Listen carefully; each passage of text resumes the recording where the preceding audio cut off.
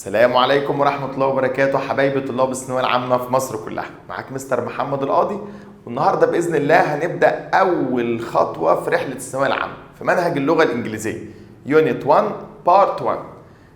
برافو عليك، عايزك من البداية تبدأ جد، قلم وورقة ومركز وما تقلقش. الجرامر سيبه عليا، هفهمهولك مش هحفظهولك، هتفهمه كويس جدا جدا جدا، بس عليك انت لو في ملحوظة مهمة اكتب ولخص معايا.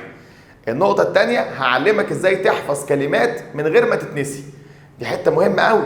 كل اللي بيحفظ كلمات دايما يلاقي نفسه بينساها، دي بتاعتي بقى. ولما تيجي تحل، في واحد دايما يقول لي يا مستر بعد ما ذاكرت الجرامر وحفظت الكلمات كلها وأمنت نفسي جيت احل لقيت نفسي مش عارف احل. ما تقلقش، انا معاك وهحل معاك واعلمك ازاي تحل، بس هنحط هدف كبير قوي اسمه ان انت السنه دي ان شاء الله باذن الله هتوصل للفول مارك. دي بتاعتي وبتاعتك عشان نعمل مجهود مع بعض، فحب عليك وحب عليا. يلا بينا، جهز نفسك واستعين بالله ونبدا مع بعض. اول حاجه هناخدها، انا بحب دايما ابدا بالجرامر. ليه؟ عايزك وانت رايق كده تفهم معايا ايه القاعده بتاعه اليونت. يونت 1 مقسوم لبارت 1 وبارت 2. بارت 1 بيتكلم عن الباست سيمبل، قاعدة الماضي البسيط. يعني ايه ماضي بسيط؟ يعني انا عايز احط نفسي او اتكلم عن حاجة حصلت خلاص، خلصت، انتهت. زي مثلا انت زرت عمك، هتقول visit، قال لي لا هقول visited. I visited my uncle. او انا مثلا عايز اقول ان انا ذاكرت انجلش، يبقى مش بذاكر، ذاكرت، هقول عليها study ولا studied. عملت ايه؟ قال لي احنا جبنا الفعل، انا عندي الفيرب بتاعنا، رحت عامل ايه في الفعل ده؟ ضفت له ايه؟ قال لي يا مستر يا اما تضيف له اي دي او اي اي دي، او ساعات نحط دي. يعني مثلا لو كلمه زي كلمه موف هنقول موفد. طب ولو كلمه زي كلمه بلاي هنقول بلايد. طب ولو كلمه زي كلمه ستادي قال لي هنقول ايه؟ ستادد. برافو عليك. يبقى احنا هنا ضفنا دي، هنا ضفنا اي دي، هنا ضفنا اي اي دي. ده كده اسمه زمن الباست سيمبل. طيب الباست سيمبل واحنا بنكونه بنحط سبجكت معاه الفيرب اي دي او اي اي دي او دي. طيب امتى بعمل دون؟ عشان اعبر عن حاجه بتحصل؟ لا، حصلت وانتهت. طيب لازم يكون الجمله بتاعتنا فيها كلمه داله. اشهر الكلمات الداله كلمه اسمها in the past، او كلمه اسمها last، او yesterday، او ago، او once، او in، او اي كلمه من الكلمات اللي قدامنا دي. يعني مثلا we visited، احنا زرنا، وحاطط كلمه ايه؟ last year. ما هي last year معناها انه مش بيزور، هو زار. اصل الفعل visit ضفنا له ايه؟ اي دي. برافو عليك. بعض الافعال بنجيب منها التصريف الثاني اللي هو عباره عن مجموعه من التصريفات الافعال الغير منتظمه. زي ما اقول لك مثلا once، ذات مرة I was a school student like you، أو I had an amazing time with Sally yesterday، أو when I was in Paris I visited Disneyland. كل ده سياق الجملة بتاعنا ماضي، يبقى ده اسمه الباست سيمبل. طيب ده الباست سيمبل اللي احنا عارفينه، لكن انا عايز احط الباست سيمبل ده في النفي. يعني مش عايز اقول ان انا زرت. تعالى كده انا وانت نروح لحتة مهمة. انا دلوقتي بفكر حضرتك، احنا بنتكلم قلنا عن الباست سيمبل، وقلنا ان الباست سيمبل ده هو حدث كان، حاجة كانت بتحصل، هو حدث اللي حصل له حدث انتهى وليس له اثر. زي ما انت قلت لي كده I visited my uncle، انا زرت عمي امتى؟ yesterday، بالامس. طيب عايز الجمله دي احطها في النفي. يعني ايه يا مستر النفي؟ يعني انا عايز انفيها، يعني عايز اقول ان انا ما زرتش عمي، يبقى هقول ايه؟ هقول ان انا I didn't. طيب I didn't ايه؟ قال لي I didn't visit. ايه اللي حصل؟ استخدمت كلمه didn't، بس لما جيت استخدمت didn't حطيت معاها الانفينيتيف، يعني didn't والمصدر. I didn't visit my uncle. انا ما زرتش عمي، انا ما زرتش عمي امتى؟ last week، الاسبوع اللي فات ده انا ما زرتش عمي فيه. طب لو جينا قلنا ان انا هقول لك did you، هل انت visit your uncle، هل انت زرت عمك؟ ده سؤال. يبقى السؤال في الماضي استخدمنا كلمة ايه يا دكاترة؟ برافو عليك did you visit your uncle، هل زرت عمك؟ طيب اخر حاجة بقى عايزك تعرفها، لو عكسنا، هو انا هنا لو قلت لك ان ماي انكل، عمي، ايه اللي حصل له؟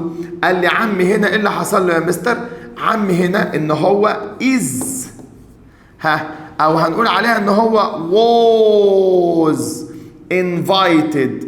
عمي هنا ان هو was visited، يعني عمي زار؟ قال لي لا، عمي اتزار last year، عمي اتزار العام الماضي. يبقى my uncle was visited. يبقى انا عندي حالة اولى الاثبات، حالة تانية النفي، حالة تالتة السؤال، وحالة رابعة اسمها الباسيف. حالة رابعة اسمها ايه يا شباب؟ الباسيف. برافو عليك.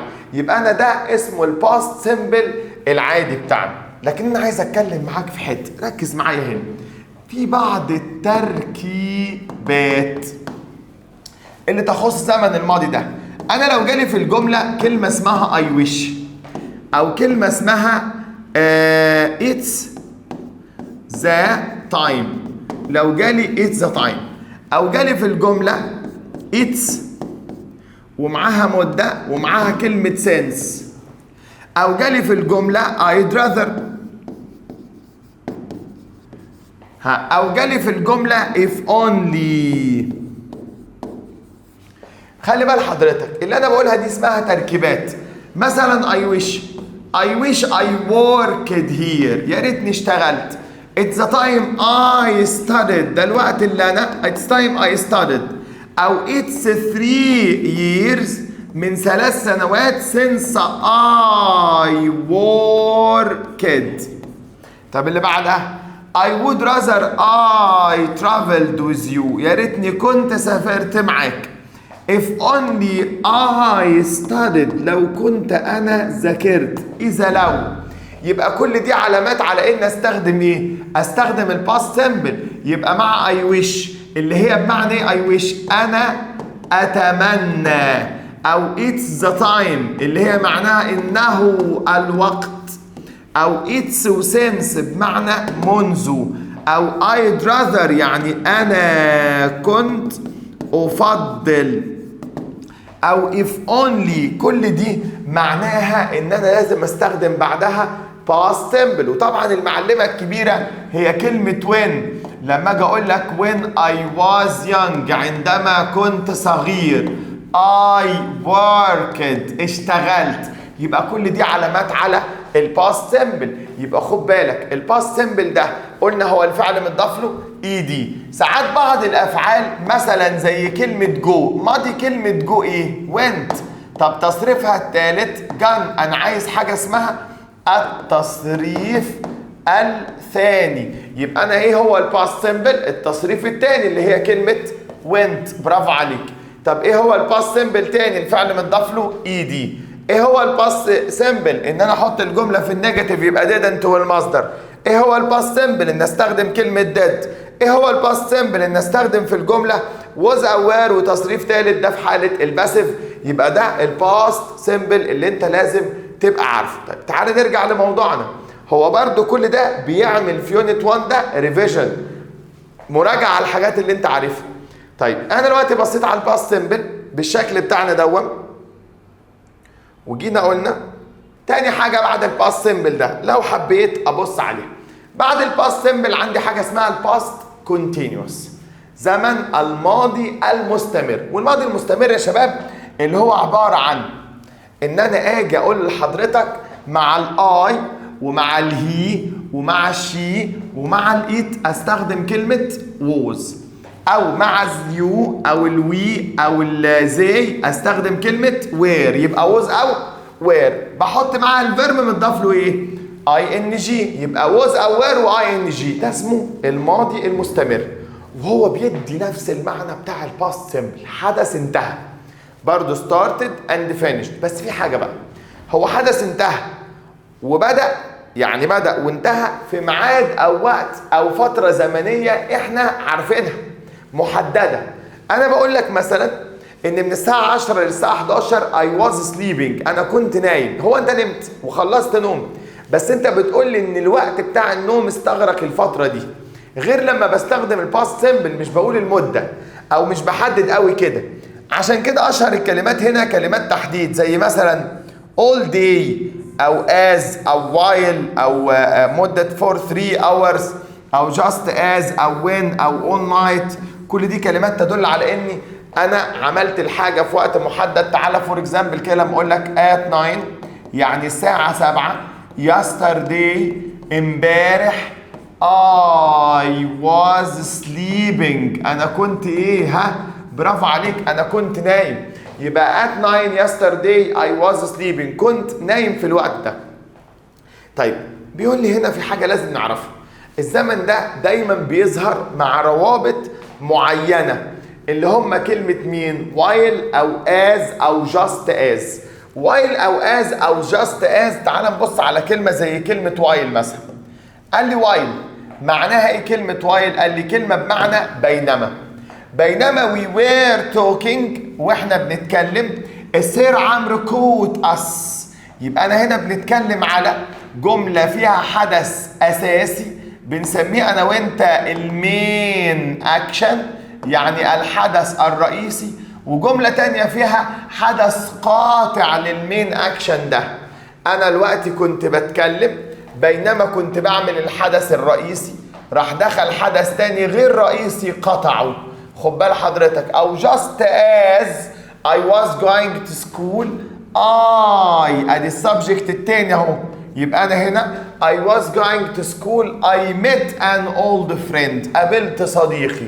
ففي الحالة دي خد بالك القاعدة الأولى القاعدة while ايه هي؟ لو انا كده رجعت مع نفسك هقول لك ان يأتي بعد while ماضي مستمر، والجملة التانية تبقى ماضي بسيط. يبقى القاعدة الأولى بتاعت while ماضي مستمر ماضي بسيط، ماضي مستمر ماضي إيه؟ بسيط. برافو عليك. طب ينفع تيجي حالة تانية؟ قال لي طبعا. تعال نبص أنا وأنت كده لو رحنا عند الجزئية دي. طيب أنا عايز مثلا أبص على حضرتك كده. طيب لو أنا بصيت على الجملة اللي عندنا دي وقلنا إن إحنا عايزين، طيب لو أنا جيت أتكلم مع حضرتك كده في الباست continuous الماضي المستمر. ايه هو الماضي المستمر ده يا دكاتره؟ تعال انا وانت. اولا انا قلت انا وانت ان الماضي المستمر دون ان انا لو جيت مثلا في قاعده while، وهنا هنقول while الحاله الاولى ياتي بعدها حدثين. الحدث الاولاني ده بيكون حاجه اسمها ماضي مستمر، والحدث الثاني ده بيكون ماضي بسيط. يبقى while بيجي معاها ماضي مستمر وماضي مين؟ بسيط. يعني اقول لك while I بينما I was eating وانا كنت باكل. ايه اللي حصل؟ قال لي مرة واحدة the door knocked، يعني الباب عمل ايه؟ قال لي الباب خبط. فwhile I was eating the door knocked حدث اول كان مستمر دخل عليه حدث تاني عمل فيها قطعه. تعال نتفق انا وانت ان دايما بعد while بتحب يجي وراها فاعل، عشان هناخد بعد شويه ان while لو ما جاش معاها السبجكت ده، لو هي بدون فاعل هتبقى حاله تانية ياتي بعدها الفيرب متضاف له ايه؟ ing. طيب ناخد الحاله اللي بعدها. عندي while لو جت في الجمله هيجي معاها هنا حدثين، فالحدث الاولاني انا بسميه برضو ماضي مستمر. يبقى في كل الاحوال دايما بعد while ايه؟ بعد while مستمر. بعد while ايه يا شباب؟ مستمر. الجمله الثانيه تبقى ماضي مستمر في حاله ان مفيش حاجه قطعت، يعني هنا الحدث كان قاطع، اما هنا الحدث لم يقطع. يبقى في حاجه اسمها حدث قاطع او حدث لم يقطع. فاقول لك مثلا ان while I was اثناء ما انا كنت sleeping انا كنت بنام، يبقى كان my brother اخويا كان was studying، كان هو قاعد بيعمل ايه؟ كان قاعد بيدرس. ممتاز. لكن اتفقنا ان انت كده يبقى في حاله اولى الوايل مستمر بسيط، حاله ثانيه الوايل مستمر، وحاله ثالثه الوايل ان ياتي بعدها الفيرب مضاف له ايه؟ اي ان جي. تمام. في عندنا كلمه اسمها اون بمعنى عندما ياتي بعد اون الفيرب مضاف له اي ان جي. في عندنا واحده غير اون، في كلمه اسمها during. طب بعد during ياتي ايه؟ قال لي بعد during ياتي noun. بعد during ياتي noun. برافو عليك. يبقى ده ملخص الباست كونتينوس، while ووايل وon وduring. مش عايزين غير كده. لكن هنعرف بعد شويه انا وانت ان لو انا حبيت اتكلم عن قاعده وين، هنعرف بعد شويه ان وين دي جوكر. يعني ايه؟ يعني وين ليها قواعد متعدده من ضمنها ان هي عكس وايل. يبقى وين دي تعتبر عكس مين؟ وايل. لكن هنعرف قدام. طب تعالى نرجع تاني للفكره بتاعتنا ان وايل واون لو جت بدون فعل ياتي بعدها اي ان جي، زي on having dinner Soha called، او while going to school I met an old friend. طيب بفكرك ان كلمه during لو جت في الجمله ياتي بعدها noun. يعني ايه noun؟ during the match صلاح scored a goal. during the movie عادل arrived. يبقى كل دي اسمها قاعده وايل. طب تعالى وانت بقى، احنا دلوقتي خدنا حاجه اسمها قاعده وايل، وخدنا الباست سيمبل، وخدنا الباست كونتينوس. تعالى وانت نفتكر كده القواعد دي وياخدنا الموضوع ليه افكار تانية. اول حاجه زي سبيس warning email last week. receive ولا have received ولا receives ولا received؟ ايوه صح بقى معايا. ها انا قلت لما ابص على الجمله اشوف الكلمه الداله. معلم انت كده معلم. فين الكلمه الداله؟ اهي. ايوه last week. برنس لما قابل كلمه last week اعرف ان الجمله دي مضارع ولا ماضي؟ قال لي دي تبقى past simple. ماضي ايه؟ بسيط. ما هي فيها last. طب last week خلاص. طب اقول زي receive؟ لا ده مضارع. have received هي received بس يا مستر. عسل البنت اللي هناك اللي قالت received دي. برافو عليك. تعال نبص على الجملة الثانية. I heard loud noise space my sleep last night. هو last برضو تدل على زمن الماضي البسيط. حلو جدا. يبقى while أو during أو after أو on. تعال نشوف هو my sleep ده إيه؟ noun اسم. جملة وفيها اسم. أختار مين؟ while عايزة لو مفيش فاعل نختار فيرب متضاف له إيه؟ ING. مين الواد الغبي اللي بيقول لي after ده؟ يا ابني افتر برضو لو مفيش فعل يجي وراها اي ان جي. هي واون بياتي بعدهم ايه؟ ها؟ اي ان جي. ايوه هو ده صوت حد محترم بيقول لي هي ديورنج. ايوه عايزك تركز. بعد ديورنج ياتي ناون. طب ماشي. اي كيم هوم وايل ماذر. هو فين الفاعل؟ مستر مفيش فاعل بعد وايل يبقى اي ان جي. يا حبيبي ماذر دي فاعل، ده سبجكت ده. while mother يبقى هنا was cleaning. ممتاز قوي. طب نمبر 4 نقط looking the window I saw 2 boys fighting. وانا بقفل الشباك لقيت عيلين بيتخانقوا. طيب يبقى on حلو ولا during ولا just as ولا as؟ قال لي ايوه تبقى on. ليه؟ ما هي during عايزه noun يبقى ما تنفعش، وجاست از عايزه جمله كامله يبقى ما تنفعش. هي ومين؟ هي واز. يبقى لي اون بمعنى عندما ياتي بعدها الفيرب مضاف له اي ان جي. طب جاست از اي ذا بلاير. جاست از هنا جايه بمعنى بينما البلاير، بينما اللاعب ماله؟ قال لي was kicking the ball he fell off the ground. صح. هات لي نمبر 6. رامي space the newspaper while his sister was listening to music. مش دي while؟ قلنا while بمعنى بينما. يبقى while his sister was listening to music يبقى هرجع للأولها اللي هي ايه بقى؟ was reading. صح جدا. هات لي نمبر 7. سهى was painting space ايه ده يا مستر؟ ده مستخدم ماضي بسيط. ما حطش مستمر. طب مين اللي يجي معاه ماضي بسيط؟ on. برافو عليك. بعد اون ماضي بسيط. بعد اون ايه؟ ها، ماضي بسيط. طب ماشي، تعال نبص كده. يبقى خلي بال حضرتك من الجملة اللي جاية دي. are camels still used to؟ used to دي. طب ركز معايا بقى لحسن الموضوع هنا هيكبر مننا خالص. ايه هي used to دي؟ بص بقى يا مستر يا جميل، انا لو جينا هنا قلنا used to، مين هي used to؟ قال لي used to دي قاعدة من القواعد الغريبة. احنا هنتكلم عن قاعدة used to. used to تعبر عن عادة كانت موجودة في الماضي وانقطعت. طب لو استمرت هنقول لها صيغة تانية خالص. تعالى كده انا وانت. بص يا مستر، انا بقول لك I used to، انا كنت معتاد على smoking. بس هو هنا بيقول لي ايه؟ بعد used to هقول I used to smoke، يعني نحط الفعل في الايه؟ ها، في المصدر. I used to smoke، كنت متعود ادخن. but now دلوقتي I ايه؟ قال لي هنا I don't، كنت متعود ادخن. لكن ملاحظ حاجة، انا هنا بتكلم عن المضارع. طب وهنا بتكلم عن ايه يا شباب؟ ها، الماضي. يبقى قاعدة used to تعبر عن التناقض بين الماضي والمضارع، بنسمي ده تناقض. يبقى هي used to تعبر عن حاجة اسمها تناقض. ماشي، عرفت ده؟ طب ماشي يا مستر، خلي بال حضرتك بقى. لو انا بقول لك ان I didn't use to smoke،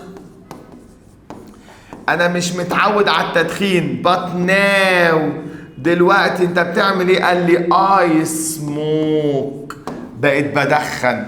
يبقى هو كان غير معتاد على التدخين، اما اصبح دلوقتي ها برضو الجملة هنا في المضارع وهنا الجملة في الايه؟ في الماضي. برافو عليك. طيب طب تعالى نبص على اللي بعدها. انا كده لو خدتها في صيغة السؤال هتبقى did you، هل انت used to smoke؟ هل انت كنت معتاد على التدخين؟ فدي did you use to smoke. يبقى اذا كنا بنستخدم did يبقى مصدر، didn't برضو يبقى مصدر. اما لو استخدمت used to نحط بعدها الفعل في الايه؟ في المصدر برضو. يبقى واضحة الجملة بتاعت used to؟ واضحة. ماشي، بس عايزك تركز معايا. لو انا جيت قلت لحضرتك ان عايز اتكلم عن عادة واستمرت، فقال لي لو ضفنا am او is او are، لو حطينا am او is او are مع قاعدة used to، يأتي بعد used to الفيرب متضاف له ايه؟ ing. يبقى لو انا استخدمت am او is او are مع used to يجي معاها الجيرند. مثلا I am used to smoking، هنا كان يدخن وما زال، يبقى هنا هو ما زال يعمل نفس الحاجة. I am used to smoking، أنا كنت متعود وما زلت بدخن. تمام؟ خد بال حضرتك من الحتة اللي جاية دي. عايز أسأل بقى، فبقول لك إيه؟ is، أو أقول لك am، أو أقول لك are، واستخدم معاه هنا كلمة مين؟ used to، يأتي بعدها الفيرب ماله؟ متضاف له ايه؟ ing. يبقى انا لو قلت لك am او is او are مع قاعدة used to يجي بعدها الفيرب متضاف له ايه؟ ing. مثلا is he used to smoking، هل هو معتاد على التدخين وما زال؟ يبقى انا خدت used to في حالة لو القاعدة بتاعتي بيقول لي الحدث ما زال. نرجع تاني بقى لأصل الجملة اللي ودتنا للحكاية دي. عايزك تركز معايا هنا بقى في قاعدة مين؟ أيوة used to. طب used to جاي معاها مين يا مستر؟ أيوة جاي معاها إيه؟ جاي معاها are. ده هو حتى أصلك بيقول لك still يعني ما زال، يعني هو ما زال. يبقى are camels still used to؟ أكيد، برافو عليك. letter A يبقى carrying. طب زي not to London last month last تبقى traveling؟ غلط، تبقى ايه؟ تبقى traveled. مش سامع انا عايزك تعلي صوتك لما تكون اجابتك قوية وفاهمها. لما لقيت في الجملة last تبقى traveled. مستر دي سهلة. لا مش سهلة، هي سهلة عليك، لكن نص بلدنا نص مصر بتحل دي غلط. لازم تتعرف ان كلمة last تدل على الماضي. برافو عليك. طب while I not my bicycle ليلى was having a يبقى هنا هتبقى تمام. يبقى الليتر بي. يبقى سهى entered not I was making a telephone call. entered ده past simple ماضي بسيط. طب وهنا مستمر تبقى الإجابة بتاعتك كلمة إيه؟ تبقى الإجابة بتاعتك كلمة while. طيب number 12. Our trip to Aswan we saw some wonderful views. تبقى إيه؟ برافو عليك. تبقى الإجابة هنا عبارة عن during، لأن بعد during بنحط اسم. بعد during يأتي noun. بعد during يأتي noun. تعال ناخد اللي بعدها. Sally spaced the flat while her sister was washing up. يبقى هنا الجملة فيها كلمة while، يبقى هاخد إيه؟ يبقى was cleaning. صح. As I was doing the washing up. as دي تساوي while. as تساوي while. خلي بال حضرتك as سهلة جدا، لكن هي تنفع تبقى رابط لجملة أولى وجملة تانية. فالجملة التانية هنا هتبقى broke. الحدثين في وقت واحد وواحد قطع التاني. هنا where you born. where you born. كده انت اتكلمت عن الباست سيمبل، اتكلمنا عن used to، اتكلمنا عن الباست continuous. كلهم سهلين، قاعدة صغيرة جدا مش محتاجة منك مجهود. عايزك بقى في الهوم وورك انا مديك 300 سؤال على الفكرة دي. دوس جامد قوي، عايزك تكسرها. طيب يبقى انت كده نوعا ما خلصت الفكرة الاولى اللي هي فكرة جرامر الدرس او بارت 1. طيب الجزئية التانية بقى، انا عندي في اليونت ده يعني فكرة مهمة جدا. ايه هي كلمات الدرس الاول؟ كلمات الدرس الاول ده يا شباب بيتكلم عن ايه الدرس الاول؟ بص، هو بيقول لي ان احنا لو جبنا صحف، فهنلاقي في صحف بيبقى عدد ورقها كبير وحجمها ضخم، وبيبقى صحف كلامها كتير قوي. تمام؟ دي بنسميها البرود شيت او الصحف الرسمية. وفي صحف تانية بنسميها التابلويد او الصحف الغير رسمية، اللي هي اصغر وفيها صور اكتر ومش فيها اخبار كتير وفيها هيدلاينز ضخمة جدا. طيب هو بيتكلم عن ده عشان يعرفك ان النيوز الاخبار بتتكتب هنا او هنا. بعد كده هيقول لك ايه تأثير السوشيال ميديا على الاخبار دي ودي، وايه الانحياز لما نكون منحازين لفئة معينة في الكلام هنا وهنا. يعني هو عايز يكلمنا عن الاخبار. فطبعا في بارت 1 ما رغاش في كل ده، هو جاب خبر من الاخبار حصل قبل كده، حصل في مصر، وقال لي يلا ندرس الخبر ده. ده خبر ريدنج بتاع اليونت ده. خبر بيتكلم عن سفينة اسمها ايفر جيفن بلوكس سويس كانال. تعال نشوف ايفر جيفن بلوكس سويس كانال يعني ايه. كلمة بلوك يعني ايه يا شباب؟ ايوه كلمة بلوك يعني يغلق. برافو عليك. طب لو بصينا هو بيقول لي rescuers اللي هم المنقذين have finally moved a huge ship. المنقذين هنا ده منقذ. المنقذين اللي هم بينقذوا دول انقذوا السفينة ضخمة كانت was blocking traffic going through the Suez Canal. يعني كان في سفينة ضخمة وقفت في قناة السويس. السفينة دي كانت called Ever Given، وكانت حوالي is 400 meters long. طولها تقريبا 400 متر ووزنها أكتر من 2000 تونس اللي هو الطن.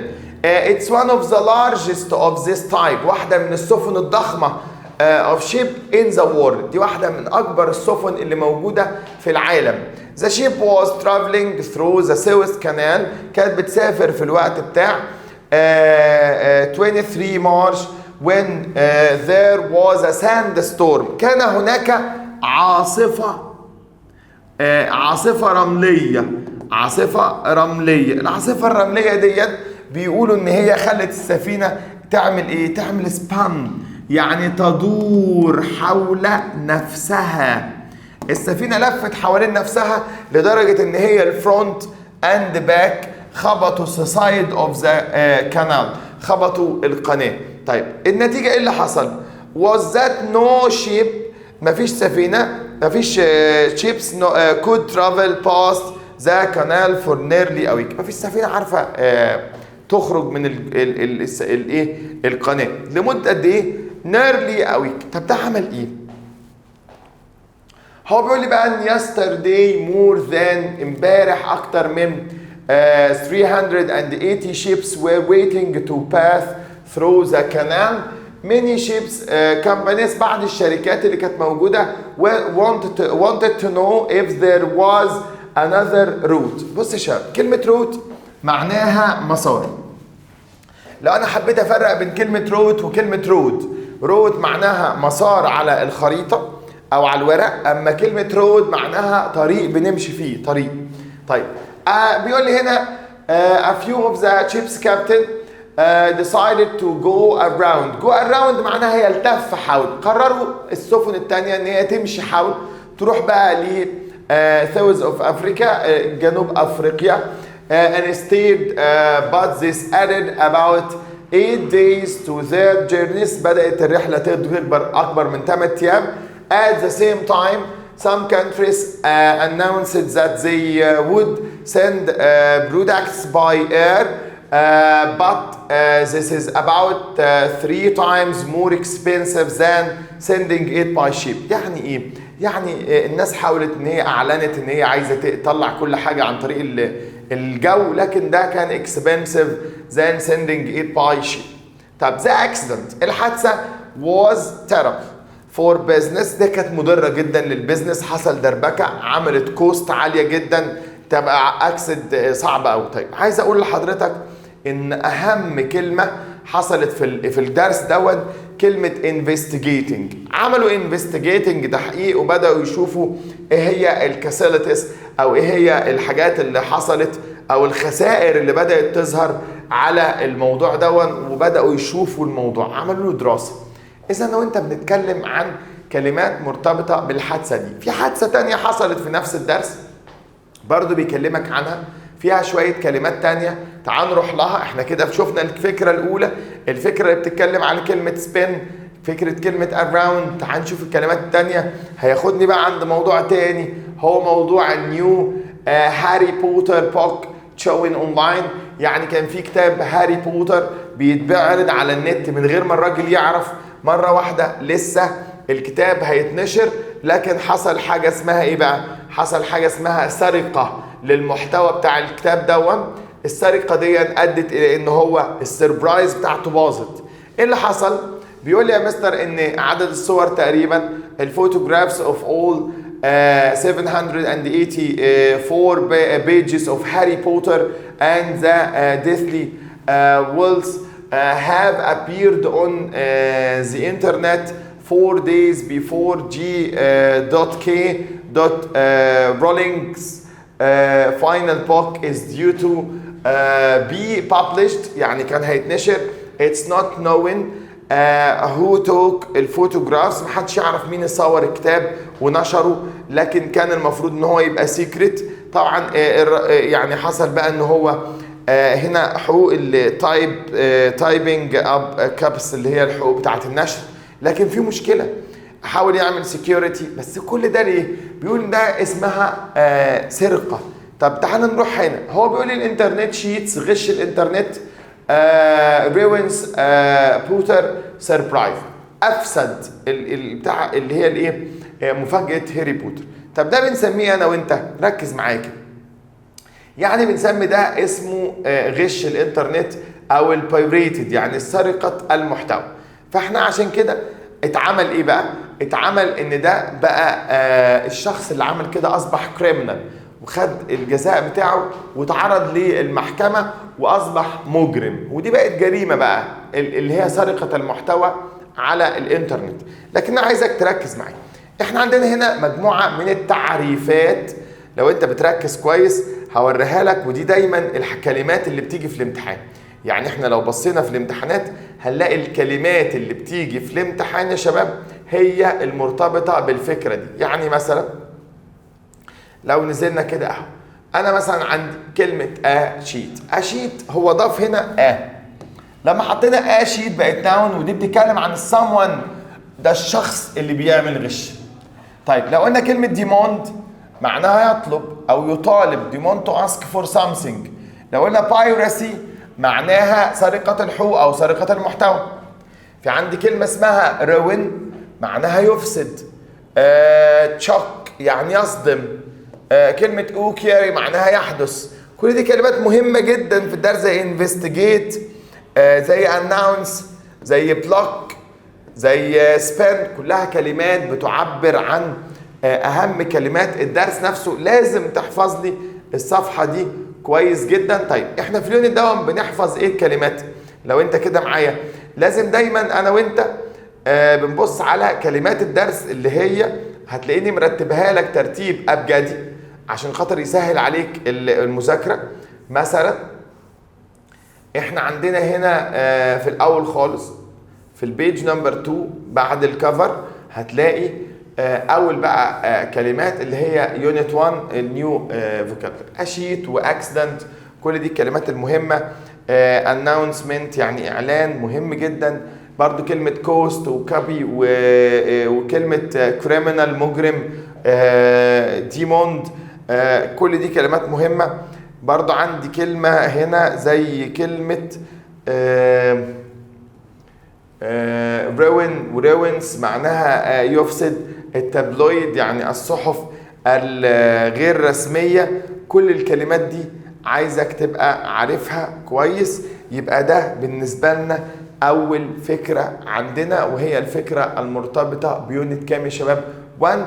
فكرة صغيرة ملخص لليونت الأول، عايزك تبقى معايا في الملخص ده لأنه مهم جدا.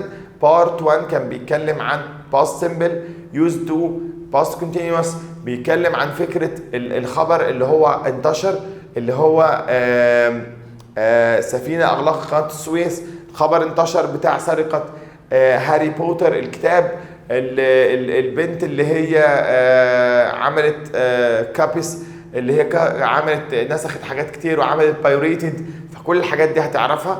اسيبكم بقى تذاكروا اليونت دون ونتقابل باذن الله على خير. بس عندي طلب صغير جدا هيرتبط بالفيديو ده، فيديو تاني اسمه واجب يونت 1 بارت 1. عايزك تتفرج على الواجب كويس جدا، الاتنين مرتبطين ببعض. ذاكرت طبقت، ده هيثبت المعلومة. لخص اللي انت خدته، اكتب اللي انت خدته، ما تقلقش احنا في ظهرك باذن الله. يونت 2 يونت 1 بارت 2 هيبقى حاجة كويسة جدا. كل سنة وانتم طيبين، والسلام عليكم ورحمة الله وبركاته.